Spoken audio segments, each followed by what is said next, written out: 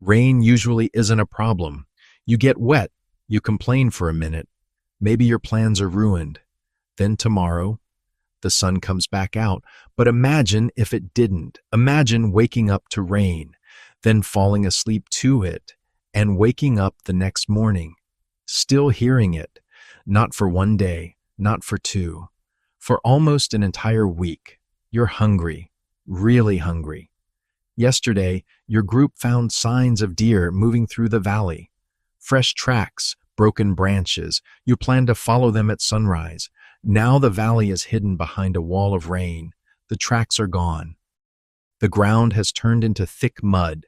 The animals could be anywhere. You don't know when they'll come back. You don't know when this storm will end. What you do know is that everyone around you is getting hungrier. Most people imagine prehistoric life as one long hunt. Every day someone leaves the cave. Find food, come home. Repeat. Reality wasn't nearly that simple. Nature decided what kind of day you were going to have.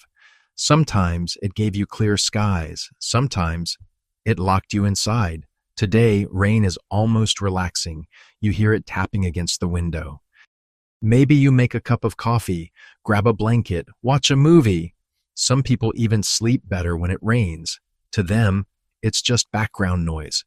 But 50,000 years ago, that exact same sound meant something completely different. Every drop falling outside was a reminder that survival had just become harder, not because humans were afraid of getting wet, because rain had a habit of turning small problems into dangerous ones. The first problem wasn't hunger, not yet, it was staying warm. Water steals heat from your body much faster than dry air ever could. Even if the day wasn't especially cold, hours of wet clothing and cold wind could slowly drain your strength. You don't notice it all at once. You just start shivering.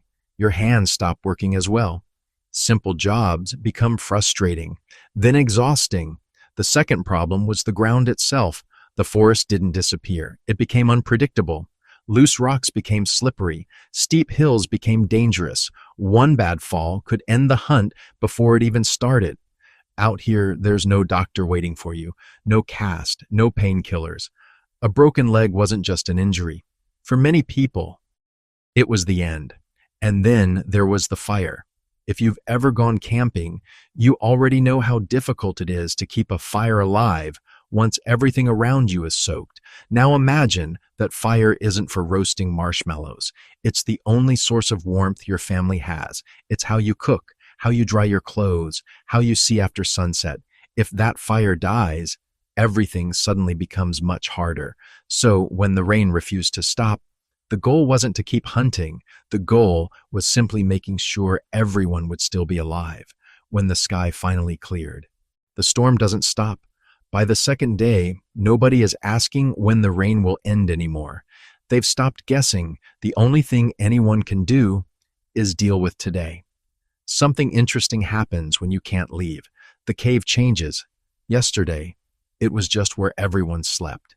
Today, it's where everything happens. The hunters aren't hunting, so they're repairing the spears that cracked during the last chase. A woman sits close to the fire, scraping an old animal hide until it's soft enough to wear again. Nearby, a child watches carefully, not because someone told them to, because one day they'll have to do the same thing. This is something people often forget about prehistoric life. Knowledge wasn't written down. There weren't books or classrooms. If you wanted to learn, you watched, you copied, you practiced, sometimes for years. A rainy week meant everyone stayed in one place. That made teaching much easier. Someone shows a teenager how to strike a sharper edge onto a stone blade. The first attempt goes badly. A piece snaps off in the wrong direction. The older hunter doesn't get angry. He simply picks up another stone and starts again. Lessons like this probably happened thousands of times. Most of them left no trace behind.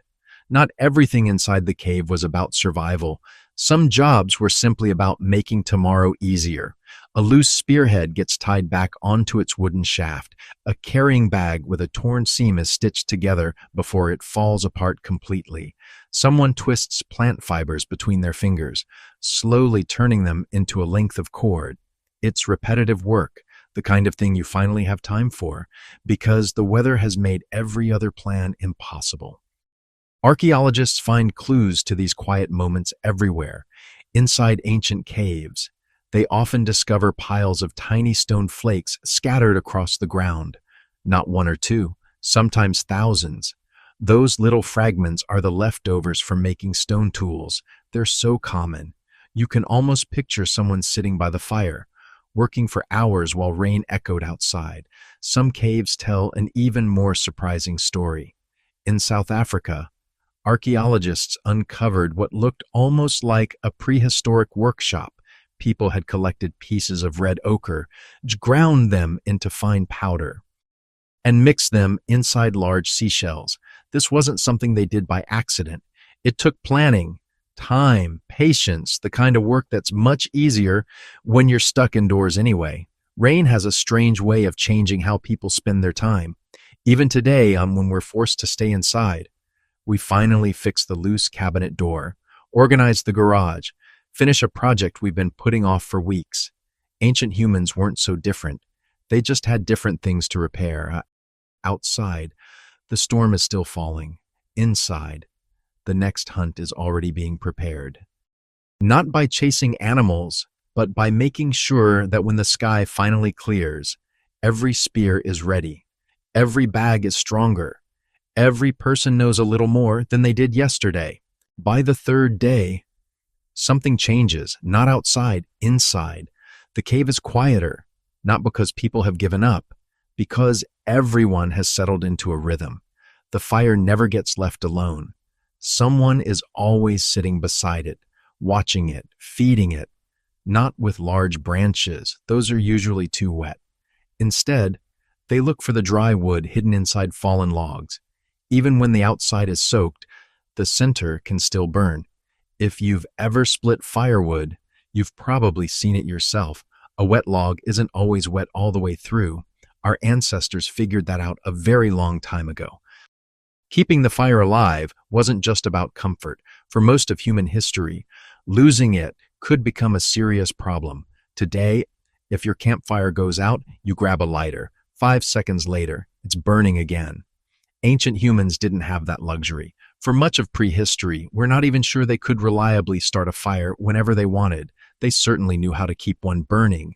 Creating a brand new one may have been much harder. That changes the way you think about rain. The fire isn't just another chore, it's the group's insurance policy. Without it, wet clothes stay wet, food stays raw, cold nights become much longer.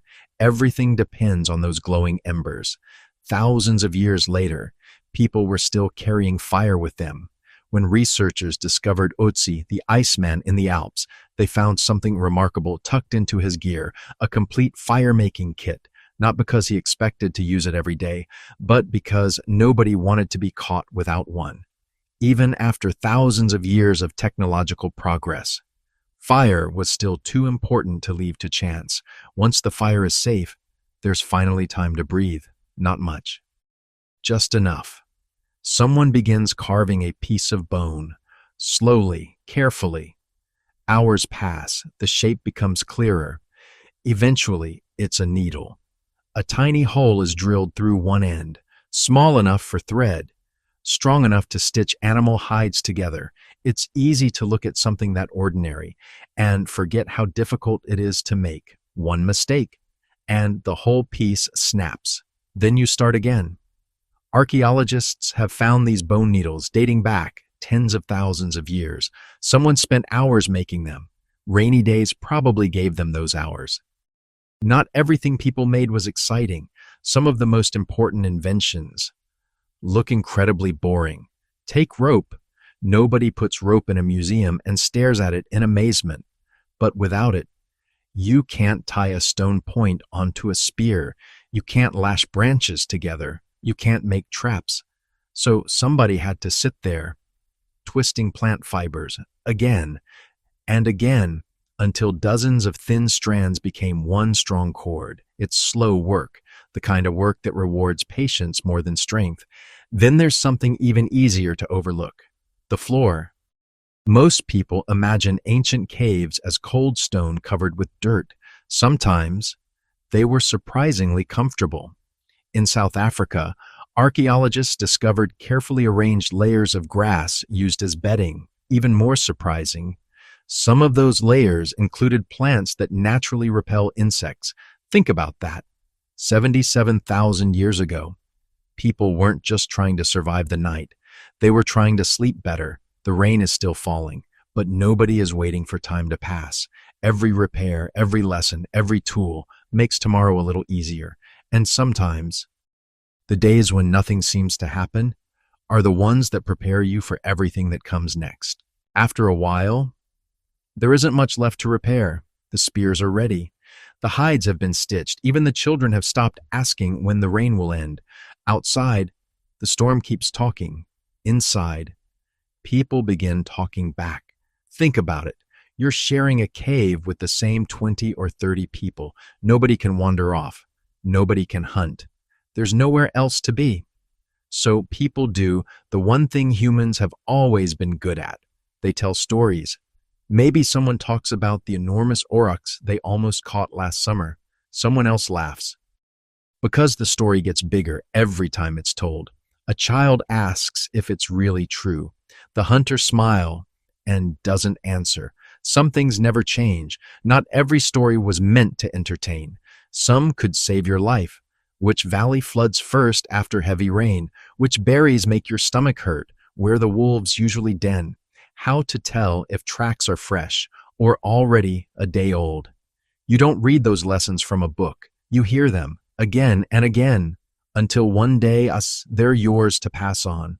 Anthropologists have noticed something similar in hunter-gatherer societies today. During the day, most conversations are practical. Who's gathering food, where the animals were seen, who needs help. But after dark, especially around the fire, the conversation changes. People tell stories, sing, joke. Remember, the fire isn't just giving off heat. It changes the mood of the whole group. And maybe someone picks up a piece of charcoal, not because it helps them survive the storm, simply because they feel like drawing. A line becomes an animal. Another line becomes a hunter. Soon the cave wall begins filling with images. Thousands of years later, those drawings would still be there, waiting for someone to find them. We can't say for certain that cave art was created during rainy weeks. No archaeologist can prove that. But we do know something interesting. The places where many of these paintings were made were deep inside caves, far away from daylight, far away from the entrance, the kind of place you'd only visit if you had both time and a reason to stay inside. Maybe rain gave people that time, not to invent art overnight, but to slow down long enough to create something that didn't have to fill an empty stomach. For a few hours, survival wasn't about chasing food, it was about sharing an idea, leaving a mark, making the darkness feel a little less empty. It's funny, when we think about human evolution, we usually picture action, running, hunting, escaping predators, but some of the things that made us human probably happened when nobody was running anywhere. They happened while everyone was waiting for the weather to change, and eventually it always did.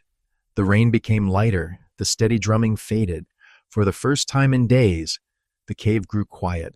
Tomorrow, everyone would step outside again, but the world waiting for them wouldn't be quite the same.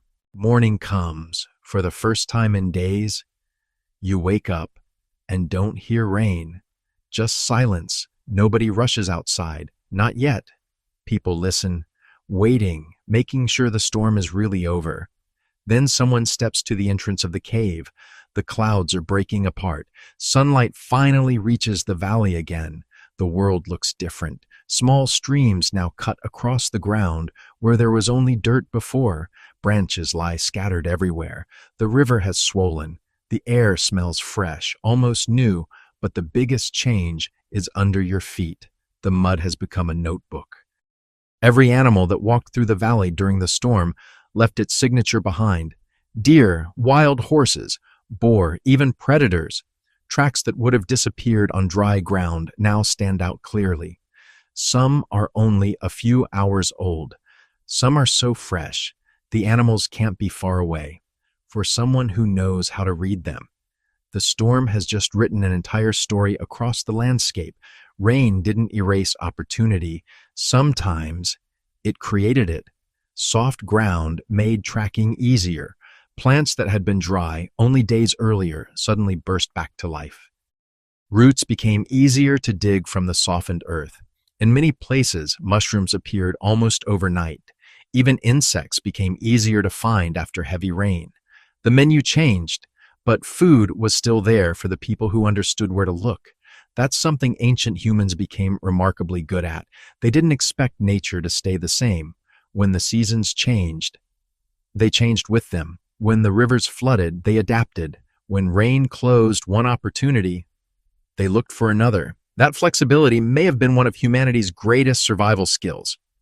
Not being the strongest, not being the fastest, simply refusing to rely on only one way of living. It's easy to think nothing happened during those rainy days. No mammoths were chased, no great journeys were made, nobody discovered a new valley.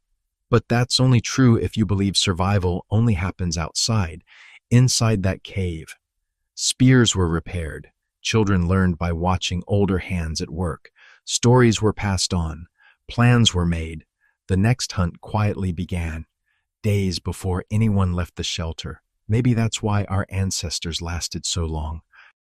They understood something we often forget. Not every important day is exciting. Sometimes, the days that seem the least productive are the ones preparing you for everything that comes next. The storm eventually passed, like every storm does. The group picked up their spears, walked back into the valley, and carried on. Because rain was never the end of the story, it was simply another chapter in learning how to live with a world that never promised to make survival easy. If you enjoyed exploring this piece of our past, consider subscribing. There are still countless chapters of human history waiting to be uncovered.